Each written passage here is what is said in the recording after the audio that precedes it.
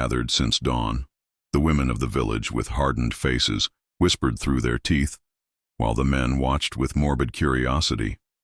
Children peeked between their mothers' shoulders, sensing the tension that electrified the air. "Witch!" someone shouted from the crowd. "Let her pay for her sin." Esperanza kept her head high, though her green eyes were clouded with contained tears. She wasn't pleading for herself, but for the life growing within her, for broken dreams, and for a love that had turned out to be a cruel illusion. The executioner adjusted the noose with mechanical movements. The magistrate unrolled the parchment containing the sentence. Everything was ready for justice to follow its inexorable course. But destiny had other plans. 6 months earlier, Esperanza lived a simple, but full. The morning sun filtered through, gray clouds that covered the town square like an omen of death. Esperanza Morales, barely 24 years old, walked toward the gallows with firm but trembling steps. Her bound hands could not conceal the slight swelling of her 4-month pregnant belly, life alongside her father, Miguel, the most respected blacksmith in the village. Her days passed helping in the forge and embroidering with other young women of the town. At 24, several suitors had requested her hand, but she had rejected all proposals. Something in her heart told her to wait, that true love would arrive when she least expected it. That October morning, a sudden storm struck the region. Esperanza was returning from the market when the first drops began to fall furiously. She sought refuge in the old abandoned mill outside the village, a place where no one dared venture anymore. It was there that she saw him for the first time. Alejandro de Montemayor, Baron of Valdemar, had also sought shelter from the storm. His horse, a magnificent black stallion, neighed nervously under the rotting roof. The 32-year-old aristocrat had golden hair dampened by rain and the bluest eyes Esperanza had ever seen. "Forgive me, miss," he said with a deep voice upon seeing her enter. "I didn't know someone else was here." "Don't worry, sir," she replied, immediately recognizing his noble lineage by his elegant clothing. "The mill is large enough for both of us." During the next 2 hours, while the storm raged outside, they talked as if they had known each other their entire lives. Alejandro told her about his travels through Europe, describing the magnificent cathedrals of Paris where light filtered through stained glass windows like fragments of heaven itself. He spoke of Venice, where gondoliers sang romantic ballads as they glided through moonlit canals, and of the grand libraries of Oxford where scholars debated philosophy until dawn. His voice carried the weight of experience and longing, painting pictures of a world Esperanza had only glimpsed in her wildest dreams. Esperanza, in turn, shared her intimate knowledge of the mountain village that had shaped her entire existence. She told him about the ancient forest where healing herbs grew in secret clearings, passed down through generations of village women who understood nature's mysteries. She described the changing seasons in the mountains, how spring brought cascades of wildflowers that transformed barren slopes into tapestries of color, and how winter nights were so clear that the stars seemed close enough to touch. Her words revealed a deep appreciation for simple beauty that stirred something profound in Alejandro's sophisticated heart. As thunder crashed overhead and rain hammered against the mill's weathered walls, they discovered an unexpected intellectual connection. Alejandro was amazed by Esperanza's sharp mind and intuitive wisdom, while she was captivated by his worldly knowledge and gentle manner of explaining complex ideas. He found himself speaking to her not as a nobleman addressing a peasant, but as one educated mind engaging with another. She asked thoughtful questions about the books he mentioned, displaying a hunger for learning that had been starved by her circumstances but never extinguished. The conversation revealed their shared love of music, though from vastly different perspectives. Alejandro described the court musicians who played elaborate compositions on harpsichords and violins, the formal dances that required precise steps and careful timing. Esperanza countered with stories of village festivals where people sang folk songs that had been passed down for centuries, where dancing was spontaneous and joyful, driven by emotion rather than etiquette. They realized that despite their different backgrounds, music spoke to both their souls in the same fundamental way. As the storm began to subside, both felt an inexplicable reluctance to end their conversation. There was something magical about this chance encounter, something that seemed to transcend the boundaries of class and circumstance that should have kept them apart. Alejandro found himself studying Esperanza's animated face as she spoke, noting the intelligence that sparkled in her green eyes and the graceful gestures of her hands as she described her world. Esperanza, meanwhile, was struck by the genuine interest he showed in her humble life, the way he listened as if her words held the same weight as those of court advisors or learned scholars. When the storm finally passed, both knew something had changed forever. "Will we see each other again?" asked Esperanza, with an audacity that surprised even herself. "If destiny permits it," he replied, gently taking her hand and kissing it tenderly. The following days were a sweet torment for Esperanza. She couldn't stop thinking about those blue eyes, his deep voice, the chivalrous way he had treated her. She knew it was madness, that a nobleman would never seriously consider the daughter of a blacksmith, but her heart refused to listen to reason. A week later, while walking in the forest collecting medicinal herbs for her father, she heard the gallop of a horse. Her heart raced upon recognizing the rider. "Esperanza," said Alejandro, dismounting with elegance. "I have thought of you every day since our meeting." "And I of you, sir," she confessed, feeling herself blush. "Alejandro," he corrected softly. "When we are alone, I am simply Alejandro." Thus began their secret meetings, encounters that would become the most treasured memories of both their lives. Every morning, when Esperanza finished her chores at the forge, helping her father shape horseshoes and repair farming tools, she would make excuses about gathering herbs or visiting the market in neighboring villages. Her heart would race with anticipation as she made her way through winding forest paths that led to their sanctuary.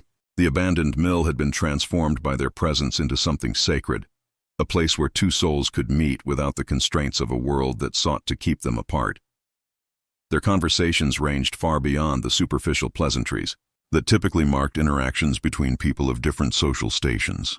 Alejandro taught her to read French poetry, his patient voice guiding her through the elegant verses of medieval troubadours who sang of courtly love and noble sacrifice.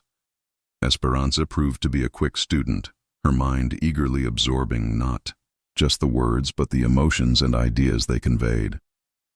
She would practice reading aloud when she was alone, savoring the way foreign syllables felt on her tongue and imagining herself as one of the refined ladies these poems celebrated. In return, Esperanza became Alejandro's guide to a world he had never truly understood despite living above it his entire life. She showed him the healing properties of forest plants, explaining how willow bark could ease pain, how chamomile flowers calm troubled sleep, and how certain mosses could prevent infection in wounds. Her knowledge came not from books, but from generations of village wisdom passed down from mother to daughter in an unbroken chain of feminine understanding. Alejandro found himself fascinated by this practical magic, so different from the theoretical learning he had acquired in his formal education. Their physical attraction grew alongside their intellectual connection, creating a powerful bond that neither could resist or fully understand. Alejandro would find himself memorizing every detail of Esperanza's appearance. The way sunlight caught the auburn highlights in her chestnut hair, how her eyes seemed to change color with her moods, shifting from deep forest green to the lighter shade of spring leaves. He noticed the graceful curve of her neck when she bent over the wildflowers she gathered, the melodious quality of her laughter that seemed to harmonize with the songs of birds in the surrounding trees. Esperanza, for her part, discovered that love had awakened senses she never knew she possessed. She became acutely aware of Alejandro's masculine presence, the breadth of his shoulders beneath his fine linen shirts, the gentle strength in his hands when he helped her climb over fallen logs during their forest walks, the way his voice deepened when he spoke of serious matters or softened when he recited poetry.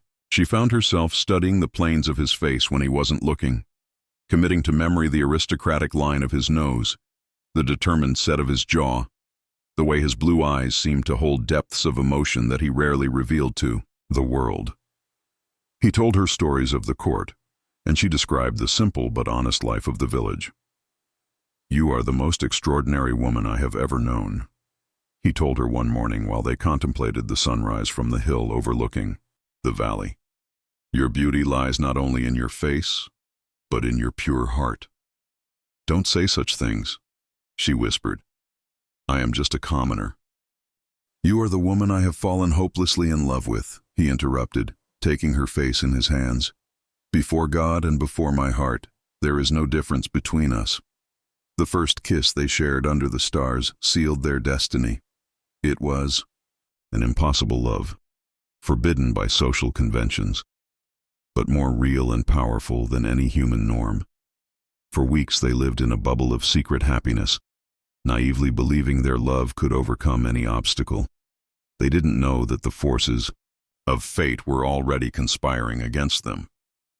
The meetings between Esperanza and Alejandro became more frequent and passionate. The abandoned mill became their secret sanctuary, decorated by her with wild flowers and by him with silk blankets he brought from his castle. There, far from indiscreet gazes, they could simply be two souls in love. My family has arranged my engagement with Lady Isabella of Córdoba, Alejandro confessed to her one afternoon while caressing Esperanza's chestnut hair. His voice sounded as bitter as ice. It's a political alliance that will strengthen our lands. Esperanza felt the world collapse beneath her feet. And what will become of us? She asked with a broken voice. I will find a way to break this engagement, he promised, kissing away her tears. I swear by my honor that nothing and no one will separate us. You are the love of my life, Esperanza. Without you, I am nothing more than an empty shell. These words sealed their fate. One November night, under the pale light of a full moon, Esperanza gave herself completely to Alejandro. Their bodies united with the desperation of those who know time is their enemy, with the passion of a love that defies all conventions. You are mine and I am yours, he murmured while holding her in his arms. Before God, you are my true wife. Forever, she whispered, recording in her memory every caress, every kiss, every promise whispered in the intimacy of their secret refuge. The following days were the happiest of Esperanza's life. Alejandro arrived every morning with gifts, books of poetry, a pearl necklace, a silver mirror. But the most precious gift was his words of love and his plans for the future. We will flee to France, he proposed one morning while they watched the first snow of winter. There no one knows my title or your origin. We can marry and live like any couple in love. Would you give up everything for me? She asked, still unable to believe it was true. I have already given up everything from the moment I met you, he replied with a smile that melted all her fears. My heart, my soul, my future, everything belongs to you. But destiny had other plans. One December morning, when Esperanza could no longer contain the nausea that assaulted her every day, the terrible truth became evident. She was expecting a child. Fear and joy battled in her heart. A child of Alejandro's was the greatest gift life could give her, but also the surest condemnation in a society that did not forgive such transgressions. That same morning she ran to the mill to give him the news. She found him pacing nervously, his face paler than normal. Alejandro, I have something to tell you, she began with a trembling voice. And I have something to tell you, he interrupted, avoiding her gaze. My father has moved up the wedding date. Lady Isabella will arrive next week. Esperanza's words died in her throat. The world spun around her as she processed what she had just heard. But you promised, she stammered. I know, he exploded, running his hands through his hair. I know, but I need more time. The political situation is complicated. She wanted to tell him about the baby, but seeing his distress, she decided to wait, naively believing that love would find a way. But that was the last time she saw him before everything crumbled. A week later, the village bells rang for hours announcing the wedding of the Baron of Valdemar with Lady Isabella of Córdoba. Esperanza remained locked in her room, crying until she had no tears left. Her father tried to console her without understanding the true reason for her pain. My daughter, I know you hope to marry soon, but the right man will come for you. If only he knew that the right man had come and gone forever. The weeks following Alejandro's wedding were the darkest in Esperanza's life. Her morning sickness intensified, and soon it became impossible to hide the changes in her body. Her father began to notice her illness, her lack of appetite, the way she clutched her belly. "Esperanza, are you feeling well?" Miguel asked her one morning after she had vomited for the third consecutive time. "I'm just tired, Father," she lied, avoiding his penetrating gaze. But Miguel's suspicions grew each day. As an experienced man, he recognized the symptoms his wife had shown during her pregnancy. The horror of the possibility kept him awake every night. The truth came to light in the cruelest way possible. Doña Carmen, the village midwife and one of the most gossipy women in the region, visited the forge to deliver some tools. Her experienced eyes immediately settled on Esperanza, examining her like a hawk studies its prey. "Miguel," she said with a honeyed voice after Esperanza went to fetch water, "your daughter has the glow and marks of a pregnant woman." The hammer Miguel was holding fell to the ground with a metallic clang. "What are you insinuating?" "I'm not insinuating anything," the woman replied with malice. "I'm saying it clearly. Your daughter is with child." The scandal exploded like wildfire. Within hours, the entire village knew about Esperanza's condition. The whispers became accusations. The glances became stones of condemnation. Doña Carmen, drunk with the power of being the bearer of such scandalous news, began to spread even more terrible rumors. Pacts with the devil, spells to seduce honorable men. Surely she used dark arts to bewitch her victim, Doña Carmen whispered to anyone who would listen. How else could a simple commoner tempt a good man? The entire village turned against her. Women spat as she passed, men pointed at her with contempt, children threw stones at her. Her own father, consumed by shame, could barely look her in the eyes. "Confess who the father is, and perhaps the tribunal will have mercy," Miguel begged her one night, his voice broken by pain. But Esperanza maintained her silence. In her broken heart, she still harbored an absurd hope that Alejandro would return, that he would fulfill his promises, that love would triumph over adversity. That hope died when news arrived that the Baron and his wife had departed for the capital to spend their honeymoon, definitively distancing themselves from everything that could remind him of his forbidden love. The trial was a grotesque spectacle.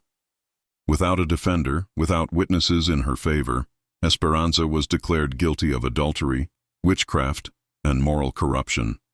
The sentence was unanimous: death by hanging as an example to all women who dared defy the laws of God and men.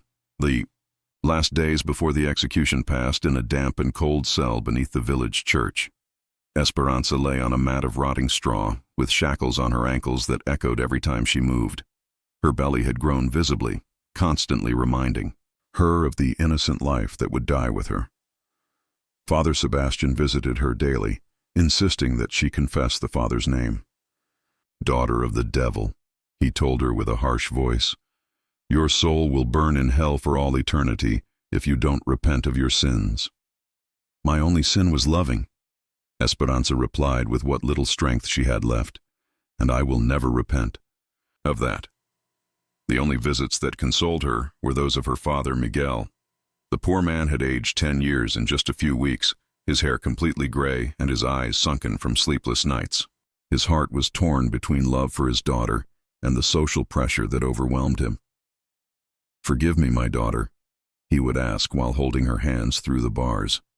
"Forgive me for not being strong enough to protect you."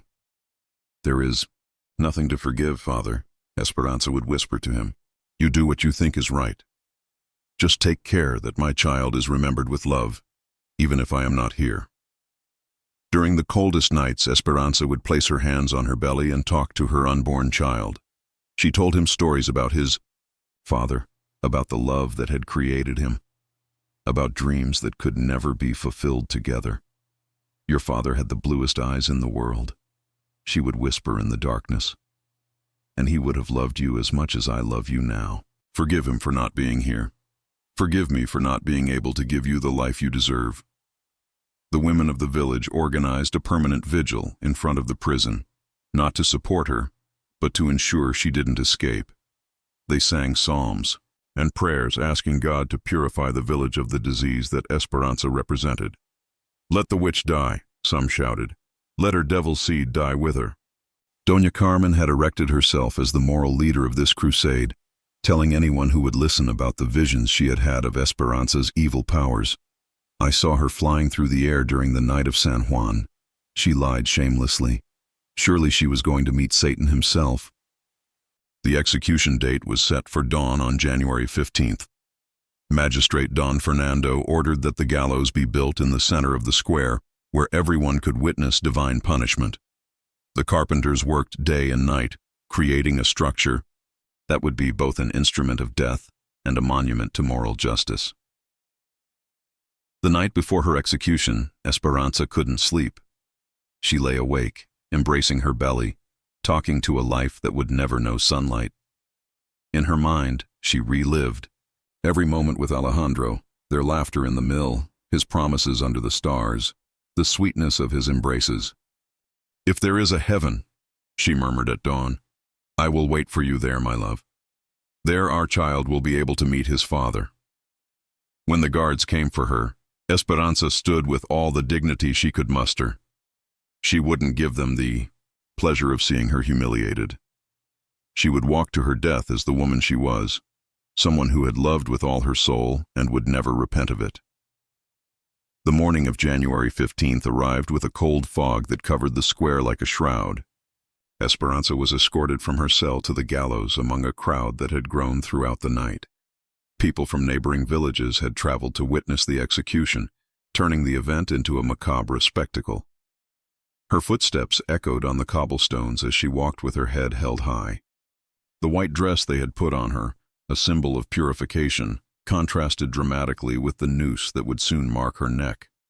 Her 5-month belly was now visible to all, reminding everyone of the double life that would be lost. "Confess." "Witch!" someone shouted from the crowd. "Tell us who impregnated you!" Esperanza didn't respond. Her green eyes scanned the faces surrounding her, searching for a single compassionate look among so much hatred. She didn't find it. Father Sebastian waited for her near the gallows with his crucifix held high. "Daughter of sin," he told her, with a solemn voice. "This is your last chance to save your soul. Confess who is the father of this abomination, and God will forgive you." "God has already forgiven me," Esperanza replied with a serenity that surprised even her executioners. "My only sin was loving too much." The executioner, a corpulent man covered by a black hood, helped her climb the wooden steps. Each step creaked under her weight, as if the very structure wept for what was about to happen. From atop the gallows, Esperanza could see the entire crowded square.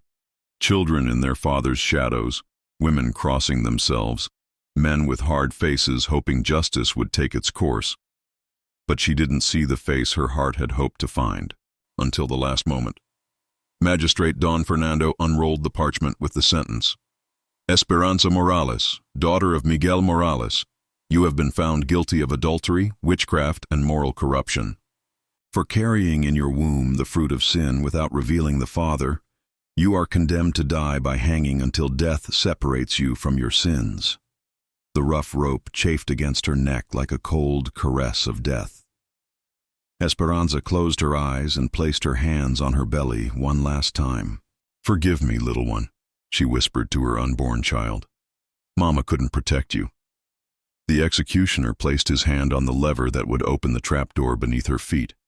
Silence spread across the square like a wave. Even the babies had stopped crying, as if nature itself held its breath. The magistrate raised his hand, preparing to give the final signal.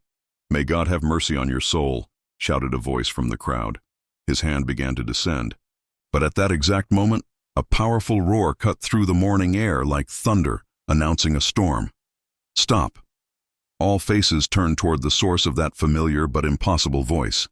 From the far end of the square, making his way through the stunned crowd, appeared a mounted figure that made Esperanza's heart stop completely. Alejandro de Montemayor, Baron of Valdemar, rode toward the gallows with a determination that bordered on madness. His black horse, covered in sweat from desperate galloping, neighed and reared when he pulled sharply on the reins. His appearance was chaos incarnate. Golden hair disheveled by the wind, his shirt open, blue eyes shining with an intensity that seemed capable of setting the entire world ablaze. He had ridden all night from the capital, abandoning his honeymoon, his new wife, his reputation, his future.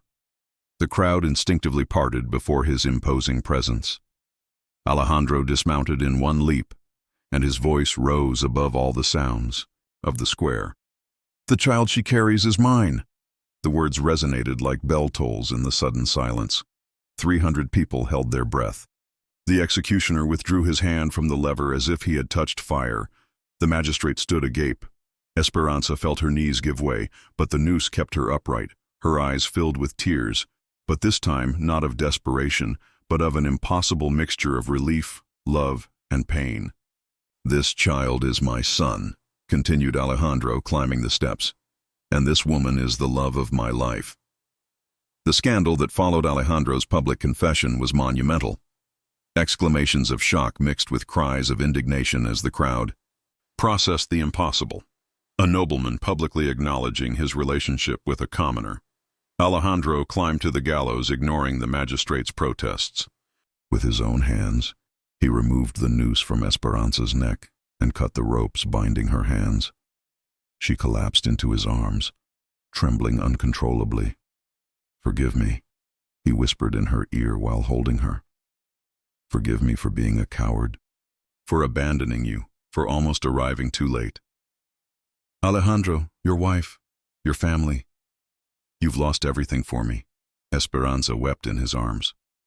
"Without you, I had already lost everything that mattered to me," he replied, caressing her face. "Without you, I am nothing more than an empty title and a dead heart." He turned toward the stunned crowd. "I am Alejandro de Montemayor, and I declare before all that I love this woman. I abandoned her out of cowardice, but I prefer to live dishonored than to die knowing I let the love of my life perish." "Sir," the magistrate stammered, "this is irregular. The sentence has already been dictated." "The sentence was based on adultery by an unmarried woman," Alejandro replied with authority. "If I publicly acknowledge my paternity, there is no crime to punish." From the crowd, indignant voices rose. Blasphemy, a nobleman consorting with a commoner, scandal. But there were also whispers of admiration for the man's courage, especially among young women who saw in his gesture the true love of fairy tales. Don Fernando, the magistrate, found himself in an impossible position. Legally, Alejandro was right. If he acknowledged paternity, the supposed adultery became a consensual relationship. But socially, the scandal was enormous. "The higher authorities will have to decide on this irregular case," he finally declared, ending the execution. The following days were a whirlwind of consequences. Alejandro's family immediately repudiated him, revoking his inheritance and exiling him from their lands. Lady Isabella requested annulment of the marriage for her husband's temporary madness, a petition that was quickly granted by ecclesiastical authorities eager to distance themselves from the scandal. Miguel, Esperanza's father, wept with relief and shame at the same time. His daughter was alive, but the price to family honor seemed irreparable. "Can you forgive this old fool?" he asked Esperanza as she recovered in her bed. "There is nothing more to forgive, father," she replied, placing Miguel's hand on her belly. "Your grandson will need his grandfather." Alejandro, stripped of his title but not his dignity, worked day and night to rebuild a worthy life for his family. He sold the few jewels he had left and established a small business in the neighboring village, where no one knew his aristocratic past. One spring morning, in an intimate ceremony officiated by a priest from the neighboring village, Alejandro and Esperanza were finally married. She wore a simple white linen dress, and he a clean cotton shirt. There were no noble guests or sumptuous banquets, only Miguel, some kind neighbors, and the purest love that had conquered death itself. 3. Years later, Esperanza gently rocked her son Diego on the porch of their humble home. The child had his father's blue eyes and the most beautiful smile that could melt any heart. Alejandro returned from the market where he sold the tools he forged alongside Miguel. "How are my two treasures?" he asked, kissing Esperanza's forehead and taking Diego in his arms. "Perfect," she replied, watching how her husband made the little one laugh. although I think we'll soon be 4. Alejandro looked at her with shining eyes. Are you? Yes, Esperanza smiled, placing his hand on her still flat belly. Another miracle is on its way. Life hadn't been easy. The first months they faced social rejection and economic difficulties, but little by little, with honest work and genuine love, they had earned the respect of their new community. Diego began to walk toward his grandfather Miguel, who had found, in his grandson, the joy he thought was lost forever. The old blacksmith had learned that true honor resides in family love, not in social appearances. Papa, Diego babbled, extending his arms toward Alejandro. You know, said Esperanza as she contemplated her reunited family, sometimes I think everything we went through was necessary to get here. True love always finds its way, Alejandro replied, sitting next to her, even if it has to conquer death itself to do so. In the distance, the village bells rang the Angelus. Esperanza remembered that terrible morning at the gallows when she thought everything had ended. Now, with her complete family and a new baby on the way, she understood that it had only just begun. I love you, Alejandro whispered to her while Diego played at their feet. And I love you for all eternity, she replied, kissing him with the same tenderness as the first day. The sun set behind the mountains, painting the sky gold and pink. In that humble house without titles or riches lived proof that true love can overcome any obstacle, defy any convention, and triumph over the cruelest adversity.